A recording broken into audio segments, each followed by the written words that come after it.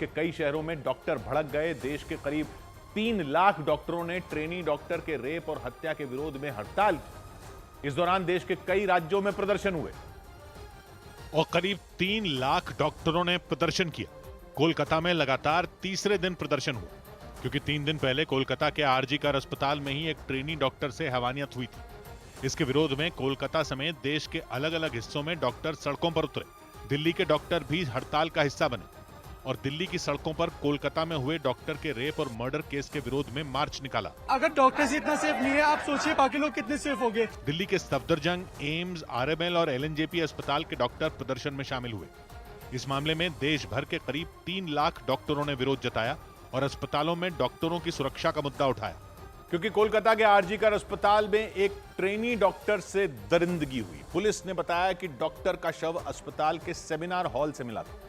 शव की जांच के बाद आई रिपोर्ट के मुताबिक ट्रेनी डॉक्टर के शरीर के कई हिस्सों पर गंभीर चोट के निशान भी मिले और उसके प्राइवेट पार्ट्स, आंखों और मुंह से खून बह रहा था। ट्रेनी डॉक्टर के शव की जांच के बाद आई रिपोर्ट में बताया गया कि उसके पेट, पैर, गर्दन, हाथ और होठों पर चोट के निशान थे और उसकी गर्दन की हड्डी टूटी हुई थी। इसके बाद पुलिस ने मामले की जांच तेज कर दी और आरजीकर अस्पताल के 3 जूनियर डॉक्टर और 1 कर्मचारी को पूछताछ के लिए बुलाया, क्योंकि 3 दिन पहले वो नाइट शिफ्ट में पीड़ित डॉक्टर के साथ थे। और पुलिस ने पूछताछ के जरिए अस्पताल में हुई हैवानियत की जानकारी जुटानी शुरू कर दी और फिर रेप और मर्डर के आरोपी को गिरफ्तार कर लिया गया। आरोपी का नाम संजय रॉय बताया गया और पुलिस ने हिरासत में लेकर उससे पूछताछ की। पुलिस के मुताबिक संजय रॉय ने ट्रेनी डॉक्टर के रेप और हत्या की बात कबूल की। इसके बाद आरोपी को 14 दिन की न्यायिक हिरासत में भेज दिया गया और पुलिस के मुताबिक उसने पूछताछ में ट्रेनी डॉक्टर के रेप और हत्या की बात कबूल की। पुलिस ने बताया कि दरिंदगी के बाद संजय रॉय ने अपनी करतूत छुपाने की कोशिश की थी, क्योंकि घर जाने के बाद सबूत मिटाने के लिए उसने अपने कपड़े धो लिए थे। लेकिन वो अपने जूते धोना भूल गया, जबकि जूतों पर भी खून के धब्बे थे और जांच के दौरान पुलिस ने संजय रॉय के जूतों पर मिले खून के धब्बों को सबूत के तौर पर इस्तेमाल किया। इसके अलावा पुलिस ने बताया कि संजय रॉय के खिलाफ उसके एयरफोन भी सबूत बने, क्योंकि वो पीड़ित के शव के पास गिर गए थे। यानी ट्रेनी डॉक्टर से हैवानियत और दरिंदगी के आरोपी संजय रॉय को पकड़ने में संजय रॉय के जूतों और उसके ईयरफोन ने ही पुलिस की मदद की और इसके बाद पुलिस ने उसे हिरासत में लेकर पूछताछ की।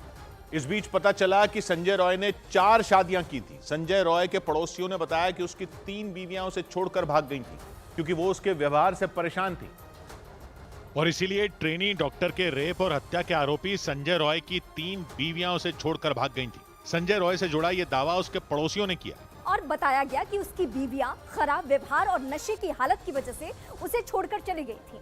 यानी संजय रॉय की हरकतों पर उसके पड़ोसियों ने ही सवाल उठाए। हालांकि संजय रॉय की मां ने आरोपों को गलत ठहराया। पेशे से संजय रॉय एक सिविक वॉलंटियर है, जिसे बंगाल में सिविक पुलिस भी कहते हैं और इस पद पर काम करने वाले बंगाल पुलिस की मदद करते हैं और पुलिस की ओर से इस सिविक पुलिस को हर महीने वेतन भी दिया जाता है। और बंगाल में करीब 1 लाख लोग हैं जो सिविक पुलिस के तौर पर काम करते हैं और रेप और हत्या का आरोपी संजय रॉय भी सिविक पुलिस में ही है और दावा किया गया कि उसने अपने राजनीतिक संबंधों का इस्तेमाल कर आरजी कर अस्पताल के पास बनी पुलिस चौकी में अपनी नियुक्ति करवाई थी। दावा किया गया कि संजय रॉय को टीएमसी से जुड़े होने की वजह से अस्पताल के सभी विभागों में उसकी अच्छी खासी पैठ थी। यही वजह रही कि विरोधियों ने बंगाल की ममता सरकार पर निशाना साधा और बंगाल सरकार की व्यवस्था पर उंगली उठाई। जो बंगाल में हो रहा है वो सरकारी आतंक का खौफनाक सच है।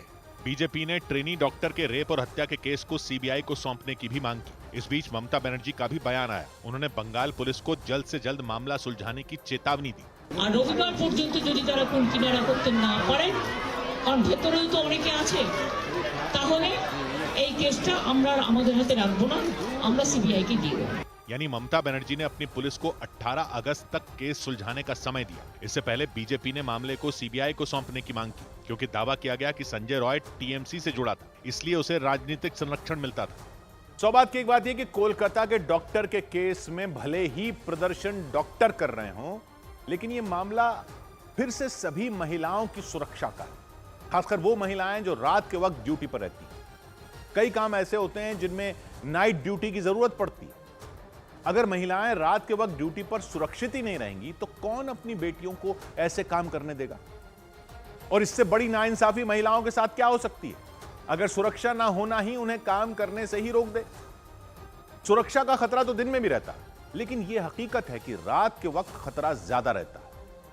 इस केस में भी आरोपी की चूक हो गई कि उसके ईयरफोन वहां छूट गए और उसके जूतों पर खून के निशान रह गए, नहीं तो वो बच भी सकता था। ऐसे दरिंदों को अगर कानून का डर ही नहीं रहेगा तो कैसे कोई सुरक्षित महसूस करेगा। महिलाओं के लिए तो समस्या और ज्यादा बड़ी इसलिए है क्योंकि उनके लिए पुलिस से जूझना और अदालत के चक्करों से जूझना कहां आसान है। हमारे यहां कोई परेशान करे तो महिला की सुनवाई कितनी मुश्किल है, यह सब हम जानते हैं। तो घर वाले अगर अपनी बेटियों को रोकते हैं इस तरह के काम करने से, उसमें कोई हैरानी की नहीं है। तो किस बात की बराबरी है? लड़कियों को स्कूलों में तंग किया जाएगा, कॉलेजों में परेशान किया जाएगा, दफ्तरों में परेशान किया जाएगा, तो पढ़ाई की आजादी का क्या मतलब है? करियर बनाने की आजादी का क्या मतलब है? यह लड़की तो डॉक्टर थी, इतने बड़े अस्पताल में डॉक्टर थी। अगर डॉक्टर भी इसलिए महफूज नहीं क्योंकि वो लड़की है, तो फिर किस बात की आजादी का डंका पीटते हैं हम? जब लड़कियों को परेशान करने पर होने वाली शिकायतों को हल्के में लिया जाता रहेगा तो गंभीर अपराध करने वालों को शह नहीं मिलती। रात में कोई लड़की अकेली कहीं निकल जाए तो उसी से पूछने लगते हैं कि क्यों अपराध को दावत दे रही है, जैसे कि अपराध लड़की कर रही है रात में निकलकर। कौन से दफ्तर लड़कियों को रखेंगे काम पर अगर काम में नाइट ड्यूटी भी शामिल हो? नाइट ड्यूटी ना भी हो तब भी आजकल शहरों में दफ्तर से लौटने में ही इतना टाइम लग जाता है कि अंधेरा हो ही जाता है। लड़के तो अपनी बाइक वगैरह चलाकर पहुंच जाते हैं। लड़कियों के लिए वो भी हमने सेफ नहीं बना रखा। अकेली गाड़ी चलाती लड़की रात में काम में लौट सकती है हमारे शहरों में, और फिर हम भाषण देते रहते हैं कि हमने लड़कियों को कंधे से कंधा मिलाकर आगे बढ़ने का मौका दे रखा है। कहां दे रखा है? इतने सारे इलाके ही अगर हमने लड़कियों के लिए असुरक्षित बना रखे हैं तो यह भी तो उनके लिए दीवार ही है करियर में। कुछ हो जाता है तो हम सड़कों पर आ जाते हैं कि दरिंदों को फांसी दो। सुरक्षा नहीं लड़कियों की हमारे यहां किसी भी पब्लिक की जगह में, यह हमें दिखता भी नहीं है। भले ही आप लड़कियों को परेशान खुद ना करते हो, लेकिन क्या आप परेशान होते हो कि जिन जगहों पर आप बेरोक टोक जा पा रहे हो वहां लड़कियां नहीं जा पाती? बड़ी घटना होने पर किसी एक लड़की के गुनहगारों को फांसी भी हो जाए तो उससे बाकी लोग जो बेवजह परेशान करते हैं वो क्या सुधर रहे हैं? क्या दरिंदे वही हैं जो रेप और हत्याएं कर रहे हैं? हम बाकी लोगों का कोई दोष नहीं। जिनको बाकी लड़कियों की दिक्कत महसूस होना तो छोड़िए, दिखती भी नहीं है। तो बात की एक बात,